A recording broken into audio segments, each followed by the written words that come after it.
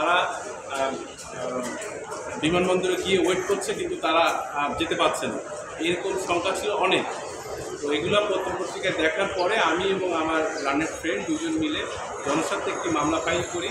সেই মামলাতে কোর্ট সন্তুষ্ট হয়ে একটি রুল ইস্যু করেন এবং এই যাবতীয় ঘটনার উপরে একটু তদন্ত করতে বলে এবং তদন্ত রিপোর্ট প্রদান করতে বলে প্রতি 6 মাস পর। যেই রিপোর্টটি আজকে মহামান্য কোর্টে পেশ করা হয়েছে এবং সেটার শুনানি হয়েছে। সেই রিপোর্টে দেখা যায় যে 5 লক্ষের অধিক 22 সালে নেওয়ার কথা ছিল মালয়েশিয়া কর্তৃপক্ষে। সেখানে প্রায় সেই আনুপাতিক ভিত্তিতে সরকার রিক্রুটিং এজেন্সিগুলার যে ধরনের ডকুমেন্ট দেওয়ার প্রয়োজন, অর্থাৎ গ্রিন কার্ড দেওয়ার প্রয়োজন, সেইগুলো সরকার দেয়। সরকার দেওয়ার পরে প্রায় 4 লক্ষ করে মানুষ মালয়েশিয়া যেতে পারে। এর মধ্যে থেকে 70,777 জন, যেটা সরকার রিপোর্ট দিয়েছে, সেখানে দেখা যায় যে তাদের সকল কিছু রেডি থাকা সত্ত্বেও তারা মালয়েশিয়ায় যেতে পারে না। এই দায়িত্ব সম্পূর্ণ রিক্রুটিং এজেন্সির উপরে বর্তায় বলে এই রিপোর্টে প্রতীয়মান হয়।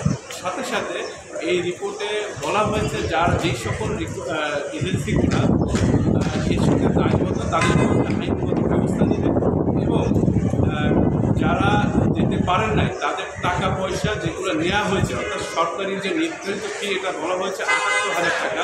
আমরা ওই সময় বিভিন্ন গণমাধ্যমে দেখেছি কারো কাছ থেকে 4 লক্ষ 5 লক্ষ টাকা করে নিয়েছে, কিন্তু সরকারের নির্ধারিত ফি হচ্ছে প্রায় 78,000 টাকার কাছাকাছি।